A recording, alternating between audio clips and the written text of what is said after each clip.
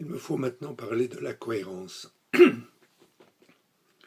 moi, la cohérence, chez un sujet humain, c'est pas la même chose que la raison, bien que ça l'englobe. Mais c'est beaucoup plus que la raison. La cohérence, ça va consister à faire jouer l'ensemble des composantes d'un être humain.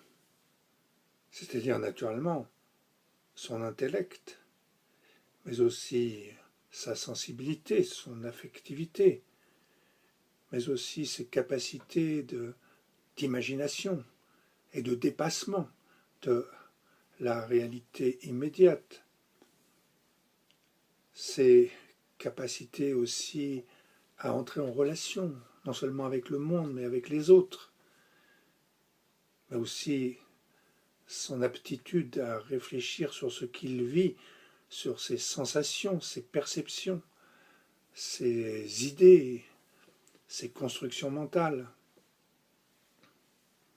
Et tout ceci, dans un souci quand même de clarté maximale, d'articulation, de cohésion, d'ensemble.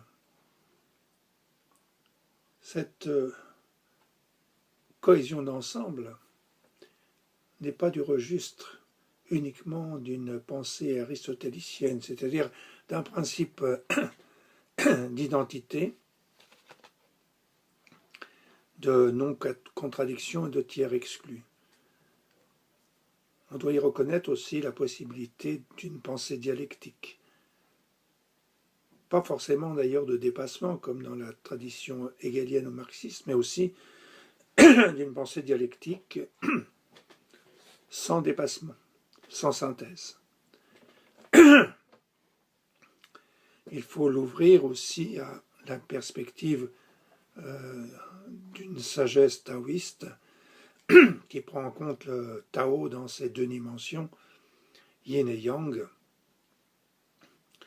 où les deux dimensions sont articulées parce que dans chaque pôle, il y a en quelque sorte la graine de l'autre.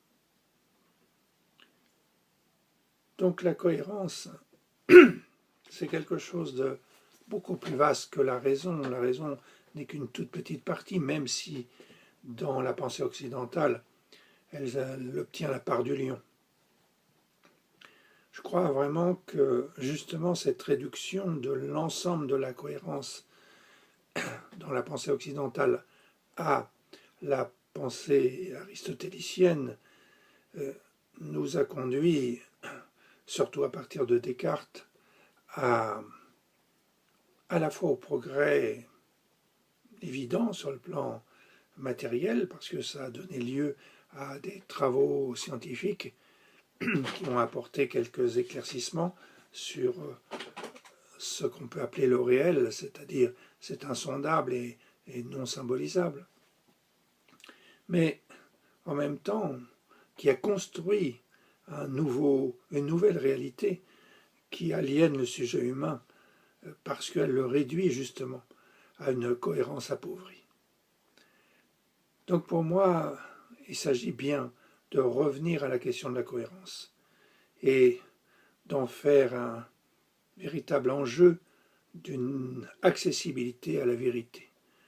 La vérité restant toujours l'attrait, on pourrait dire, ou le désir du philosophe, mais en même temps un point focal qui est toujours à l'horizon et qui n'est jamais complètement atteint.